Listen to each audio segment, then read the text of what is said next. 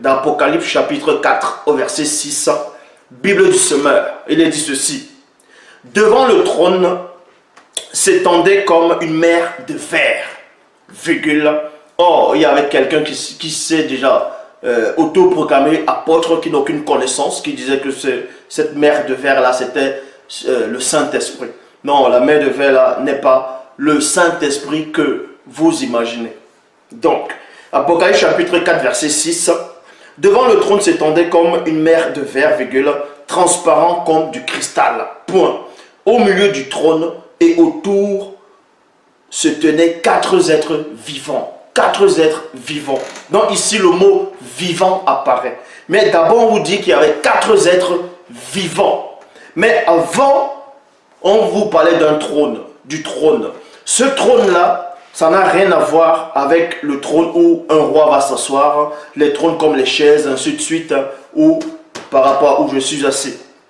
Non, ces trônes-là, ce sont des êtres vivants aussi. Ce sont des entités d'une puissance incroyable dont vous ne pouvez même pas imaginer ou concevoir. Mais l'enseignement d'aujourd'hui n'est pas sur ces trônes-là.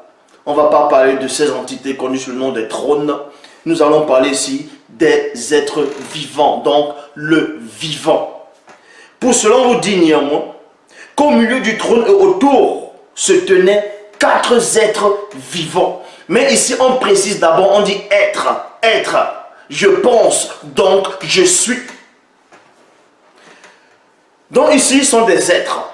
On ne s'est pas arrêté juste sur le mot être ou bien des personnes. Il fallait qu'on précise, on mette le mot vivant parce que nous avons voulu que le mot vivant puisse apparaître. Parce que c'était des êtres vivants, entièrement couverts de yeux, devant et derrière. Apocalypse chapitre 4 au verset 7. Bible Shuraki. Il est dit ceci. Le vivant, virgule, le premier, virgule, est semblable à un lion. Donc on parle ici des êtres, des entités, dans le grand ordre des choses, dont le non visible. Il est dit ici, d'Apocalypse chapitre 4 au verset 7, Bible Shuraki, le premier, virgule, non plutôt, le vivant, virgule, le premier est semblable à un lion. Le second vivant est semblable à un taurillon. Le troisième vivant, ici, remarquez que dans la version de Bible Shuraki, il est dit, le premier, c'est-à-dire on commence par le vivant. Le premier est semblable, ici on ne dit pas le premier être. Mais dans la Bible Shuraki, le être ici là, on ne dit pas ici par rapport à Apocalypse chapitre 4 au verset 7. Vous allez comprendre que c'est très important. C'est très important ici.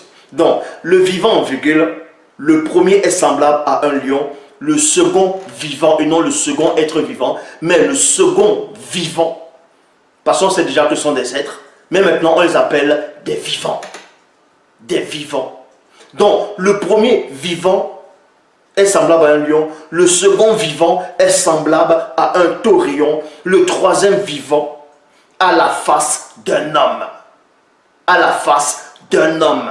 Mais on ne vous dit pas ici qu'il est semblable à un homme, mais on vous dit plutôt le troisième vivant à la face d'un homme. À la face d'un homme. On n'a pas dit ici qu'il est semblable, mais à la face d'un homme, point virgule, et le quatrième vivant est, non, le quatrième vivant semblable à un aigle qu'on vole. C'est-à-dire semblable à un aigle, virgule, vole. Dans un aigle qui vole ici. Donc, premièrement, on parle des êtres vivants ici, et aussi, on va dire, on parle des vivants. C'est quoi un vivant? Donc, nous sommes d'abord allés dans Apocalypse chapitre 4 au verset 6 à 7 pour vous décrire un peu ces vivants-là. Mais il y a aussi d'autres vivants dans le grand ordre des choses qui n'ont pas d'yeux partout. Qui existent plusieurs, qui ont plusieurs apparences, mais ils font partie d'une seule et même race, car ils sont issus de la même source.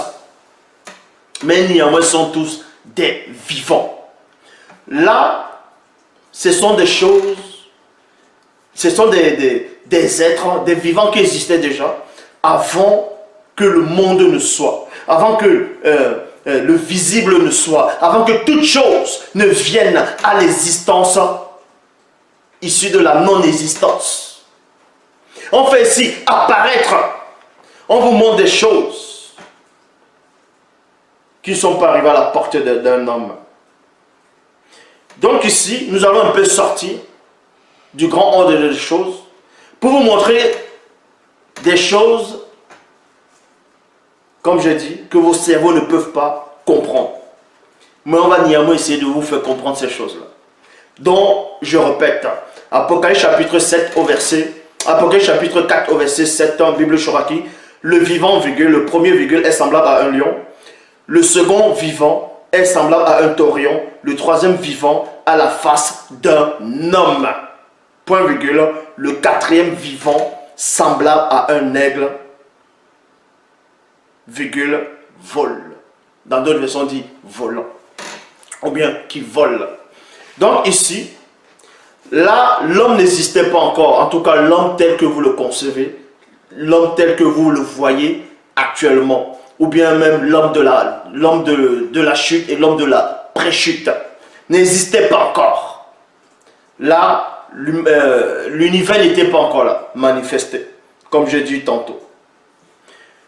Et après cela, on va vous expliquer que quand on vient manifester l'homme, on doit le faire d'après ce qui est de l'autre côté.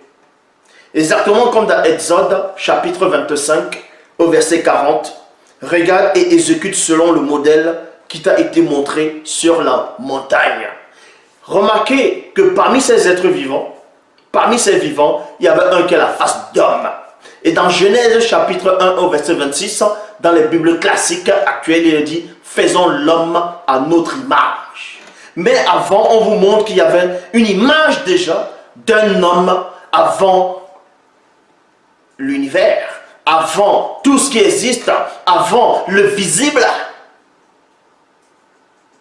Mais sauf que Lakisabé, connu sous le nom de d'autres l'appellent Jean, lui il avait déjà eu la vision, il avait déjà contemplé ces êtres-là vivants dans ce qu'il a vu quand il est sorti de son corps physique par son esprit et à travers le mundi, par le mundi. Mais les êtres que Jean a vus ici, d'Apocalypse 4, ils existaient déjà bien avant la création du visible. Mais ici, on n'est pas là pour parler de la création du visible. Remarquez, je ne parle pas vite, parce qu'il y a beaucoup qui disent « Oh, Zoula, tu parles un peu vite, tu parles bien, mais tu parles vite, on ne comprend pas tout ce que tu dis. » Donc, cet enseignement-ci est un peu, on va dire, est particulier pour beaucoup de personnes.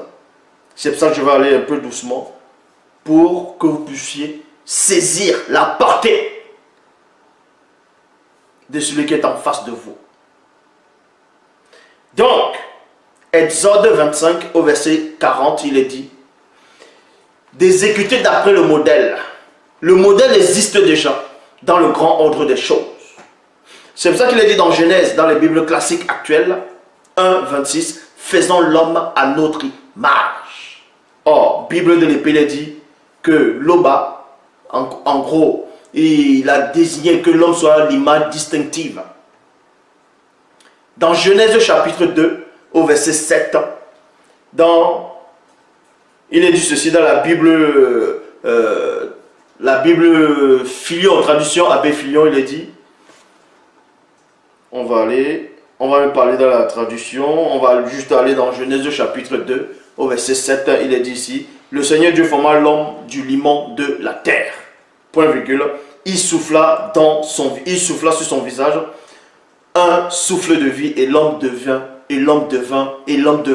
vivant. L'homme devint vivant, vivant, vivant. Le mot vivant apparaît ici. Pourquoi l'homme est devenu vivant? Vous allez me dire, quand on va le créer, forcément il est vivant. Non, non, non, non, non, non. On va entrer dans une autre révélation cachée. Elle est cachée, la révélation. Et quand on entre dans ce qui est caché, c'est celui qui est en face de vous qu'on voit. Et celui qui est en face de vous va vous révéler ce qui est caché.